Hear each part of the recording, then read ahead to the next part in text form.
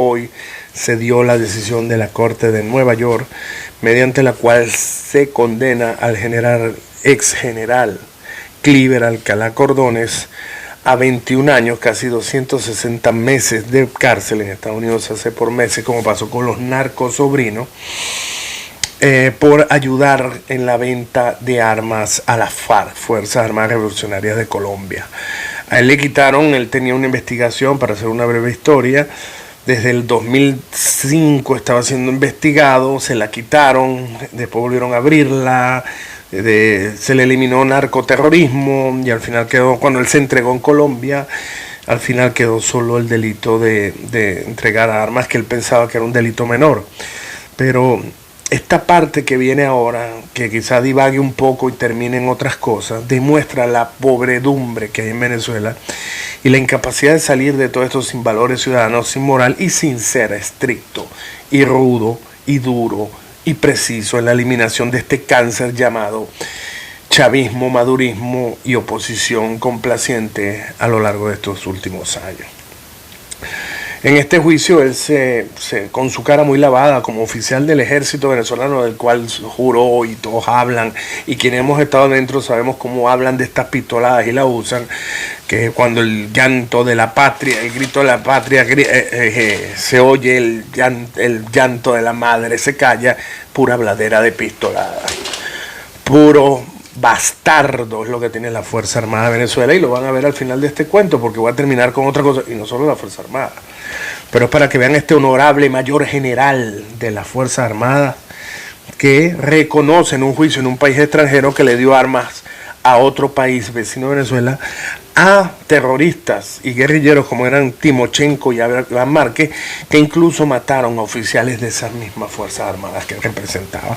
Ahí ven lo que le toca a este tipo. Estos 21 años se quedan cortos en esta desgracia que le toca vivir ahora. ¿Cómo fue su historia? Bueno, este señor tiene como diría, un bagaje extraordinario, pero más que todo también lo que está alrededor de él y lo que salpica. Él se graduó de 10º en su promoción y trabajó en varios especialistas en blindados, pero en el 2006 decide hacer un gran negocio con esto del Cartel de los Soles, primer condenado del Cartel de los Soles, y lo mandan al Zulia, donde le entrega el mismo Hugo Chávez, que hacía negocios con la guerrilla revolucionaria, que estuvo en lo de Cararabo y todas estas muertes. Hugo Rafael Chávez Frías, algún día saldrá todo esto a la claridad.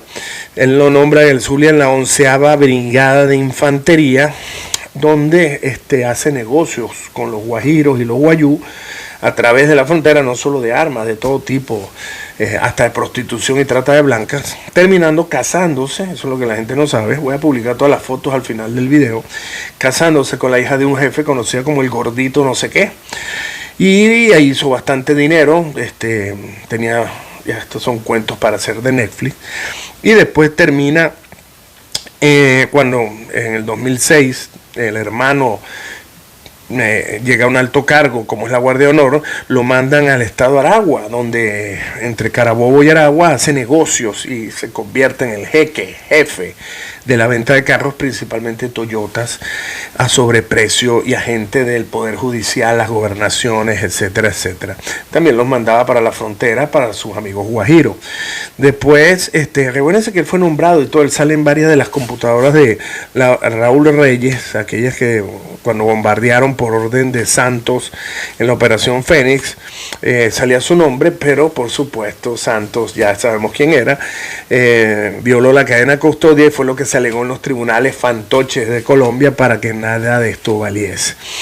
Bueno, él fue a Aragua, estuvo en Aragua, en Carabobo y Aragua. En Aragua se hizo muy amigo del Poder Judicial y al final, luchando contra el eterno merideño que quería hacer su tren de Aragua, como ese Tarek El Aizami, él toma, siendo la brigada de la brigada blindada, toma el centro penitenciario de Tocorón, aunque ustedes no lo crean, en el 2010, y ahí es donde empiezan los problemas, porque saca a los presos, les da muchos beneficios y crea esta banda que al final, con el Pollo Carvajal y Miguel Rodríguez, todo esto para hacer un libro y Netflix, nadie vería la película porque es de ciencia ficción, y se crea toda esta red de narcotráfico y terrorismo. Narcotráfico por un lado con su socio que terminó siendo su enemigo, Wakilik Maklet, porque Maklet era más fiel a los árabes musulmanes como de Tarek El Aizami que de un venezolano casado con una guajira como Cliver Alcalá. Bueno, resulta que todo esto termina llevándolo al rey de Guyana bien apartado de los problemas. El Aizami en esa época ella era el abanderado para ser gobernador y todo lo demás por parte de Chávez, y termina en Redi, Guayana, donde se encarga de todo el oro y todas las minas que dan inicio a la explotación minera que termina conociéndose hoy. Pero ahí se gana muchos enemigos, se mete con los garimpeiros, se mete con Brasil, y es que entonces empieza a ir del timbo al tambo hasta que simplemente se va, deja todo como estaba y empieza a complotar contra Nicolás Maduro. Se acerca al inefable Juan Guaidó, nuestro presidente del karma y de aquella frasecita, y empieza a trabajar con él desde Colombia con estas redes de los guajiros para derrocar y ponerse él en el gobierno. La operación Gedeón, etcétera, etcétera. Al final todo fracasa, el tipo termina delatado por su propia gente.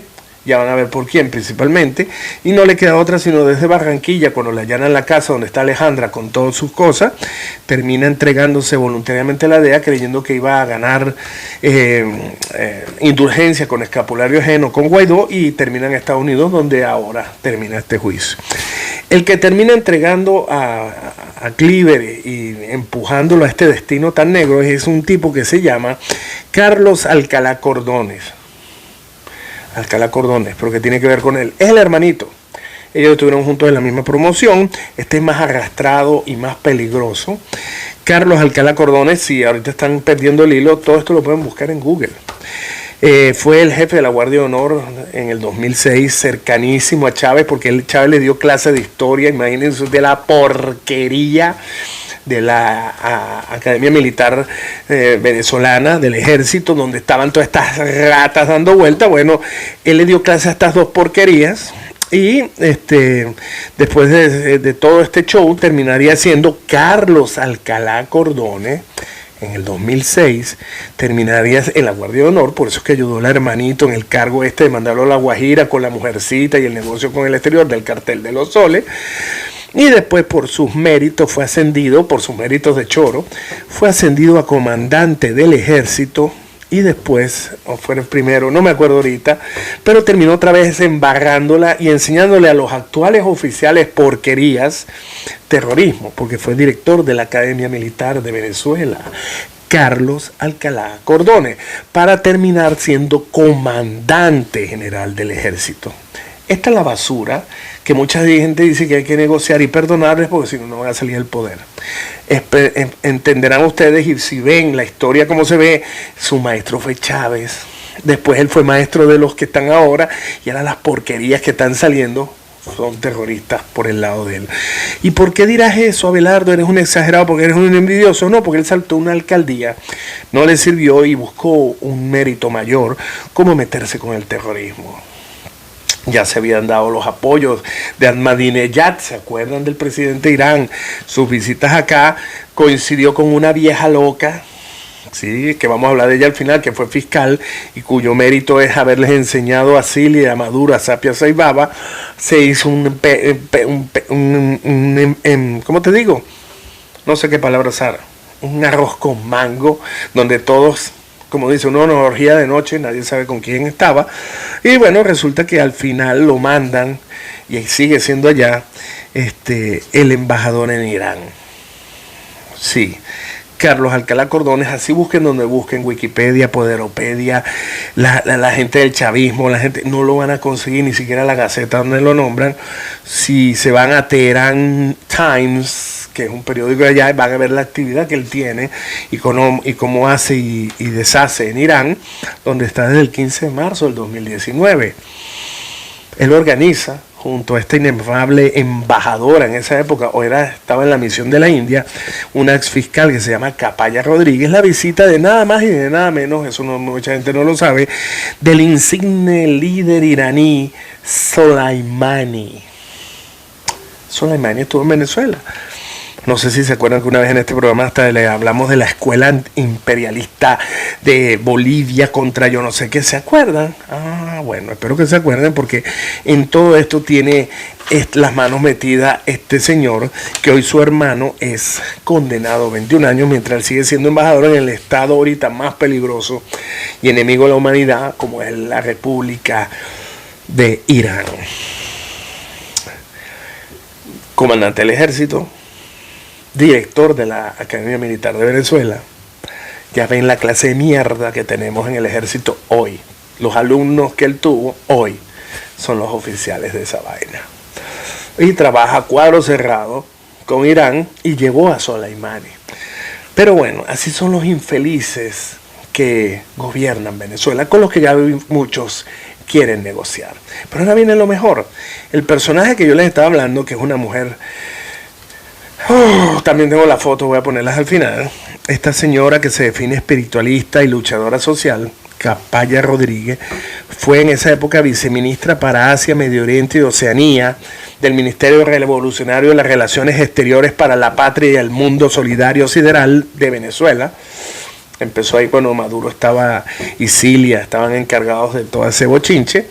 Ella estaba en fiscalía, fue la fiscal 33, y antes de seguir su amplia carrera diplomática, vamos a decirlo así, quiero recordar un caso, porque yo tenía mi ONG, Justicia Accesible, y mucha gente debe acordarse del caso de Linda Loaiza y del monstruo de los Palos Grandes. Yo vivía en esa época en la Segunda Avenida. Todos sabemos quién era Luis Carrera Almondia, el hijo de Carrera Damas, que para muchas cosas, en esa época incluso, como lo dijo Capaya, era un hombre de apellido resonante que rebotaba contra una pobre gente como los Loaiza, que eran hijos de campesinos y venían de Colombia. Esta fiscal, como fiscal 33 del Ministerio Público, hizo todo lo posible, no solo para entorpecer y eliminar, y les propuso hasta un acuerdo reparatorio por violación, torturas, etcétera, sino que además no presentó la acusación en el término, y el brillante juez, que era el 13 de control, si no me equivoco, que era Ángel Serpa, ya va, me suena Ángel Serpa, no será el insigne y bravo juez nombrado por la Asamblea Nacional de Juan Guaidó. No, no puede ser. Bueno, lo cierto del caso es que este señor le dio la libertad al señor Carrera Almoina. Empezó una vida de dolor, pero que la dignificó mucho, Linda Loaiza. Lograron reabrir el juicio con todo. Imagínense cómo sería que con el propio chavismo, creo que ya estaba Maduro, logró abrirse el juicio y se llevó el caso, ella llevó el caso, la propia Linda Loaiza, búsquenlo, porque esta es una señora que ha luchado desde que este tipo casi la mata. Llevó el caso a la Comisión Interamericana de Derechos Humanos, y aquí toco este punto porque estos son los que ahora se rasgan las vestiduras por lo que hizo Noboa. Por cierto, el infeliz que se tomó hoy 4 omeprazol y se está muriendo grave por ingerir una sobredosis de medicina. Bueno, la Comisión Interamericana de Derechos Humanos condenó a Venezuela y remitió el caso. Todo esto empezó en el 2001. Y remitió el caso a la Corte Interamericana de Derechos Humanos, que es la instancia donde va a pasar algo. Bueno, resulta que Venezuela no se presentó. El caso se llevó en la Corte y decidió sobre la figura de la falta en el deber de la debida diligencia, que fue manifiesta. Venezuela, como les digo, no fue. La decisión de la Corte es una bla bla bla bla bla bla, de la cual podemos rescatar el final. Queda comprobada que la debida diligencia para prevenir e interrumpir el curso de causalidad de los acontecimientos no fue asumida, y aunque no es culpa de la República Bolivariana de Venezuela, es atribuible a sus operadores. O sea, la Corte Interamericana le echó el carro a Capaya Rodríguez y Ángel Serpa. Pero no pasó nada, porque inmediatamente después la señora, que como les digo ya había llevado a Nicolás y a Cilia a ver a Sapia Saibaba, ya no solo no estaba de viceministra, ya había pasado por la India y fue nombrada embajadora. La sentencia de la Corte salió en el 2018. 16 de septiembre. Fue nombrada embajadora en Filipinas, después embajadora en la India, y ahora desde el mes de febrero de este año, nuevecito, es la embajadora en Bangladesh. Capaya Rodríguez González.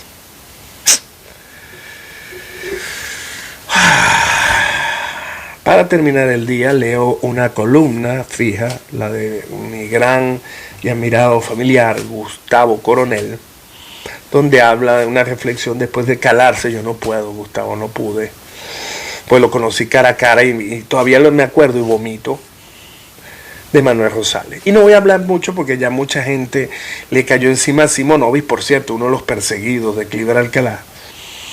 Le cayó encima porque dice su mano reste, que por lo menos Rosales dio la cara, tú no, tú estás...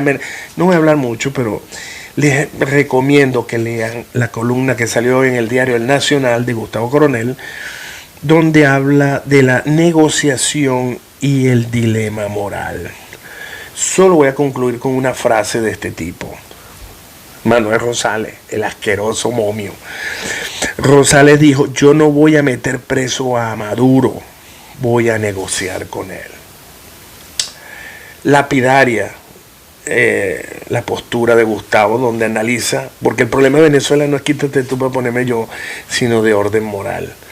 Y con eso terminó hoy esta reflexión de este programa, más calmado que nunca, unas noticias buenas, una mala, y el eclipse le llegó a Alcalá Cordones por 21 años para que lo disfrute. El próximo del 2045 va a seguir preso ahí.